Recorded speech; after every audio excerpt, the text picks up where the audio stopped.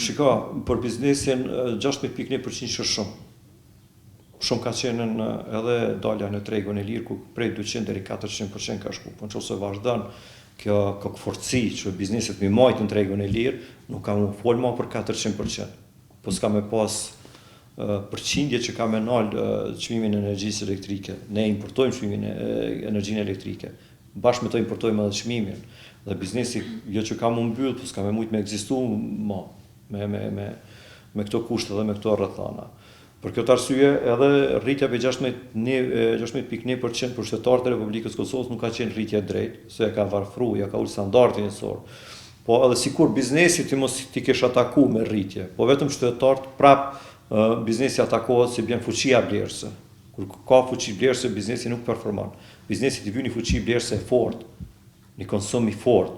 Për këtë arsye, ne jemi kundër rritjes së çmimit të energjisë elektrike, qoftë për ekonomitë familjare, qoftë për bizneset. Po, definitivisht që po.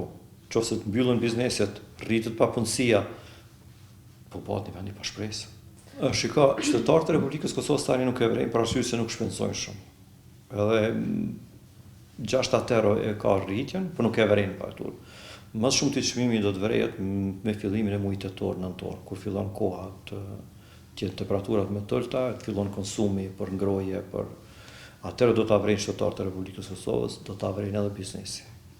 Atëherë do të vrejet më shumë. Po biznesi ka me vrejt edhe me 30 qershor, kur ta merr fakturën e parë për korporatës energjetike të Kosovës. Jo drejt falimentimit si vend, po bëhemi një vend që do të shndrohemi në vend që do të na shfrytëzojnë të gjithë do të na shesin, ne nuk do të kemi prodhim. Ja, dhënat e fundit nga gestioni statistikave të Kosovës, vetëm 13% e mbulojmë eksportin me import. Ne kemi ngel në shumën e 257 dhe bili kemi rrëmje të eksportit, kurse për 5 mujorin, kështu kanë dhënat, janë mbi 1.6 miliard që është importuar.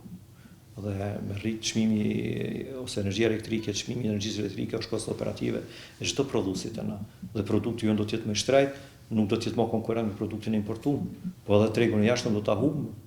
Nuk do të ketë kërkesë për produkt Kosovës. Çka do të kurrë, do të mbyllet prodhimi, punëtor do të lirohen, po ti nuk i rritje, nuk i standard. Jetësor për shtetarët e Republikës Kosovës.